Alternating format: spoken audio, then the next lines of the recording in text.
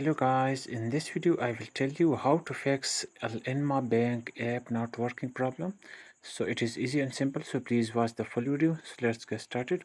First of all, long press on Alinma app and then tap on app info. After that, tap on storage usage option on the top and then clear cache as well as data, and now tap on OK. The cache and data has been cleared.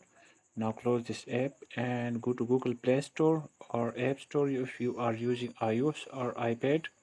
Then tap on search option in the bottom right corner. Then tap on search bar on the top and here type Alinma and now tap on OK.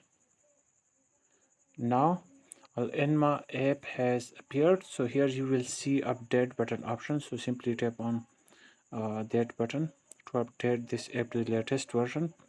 This will fix the issue. So hope this video will help you. Thanks.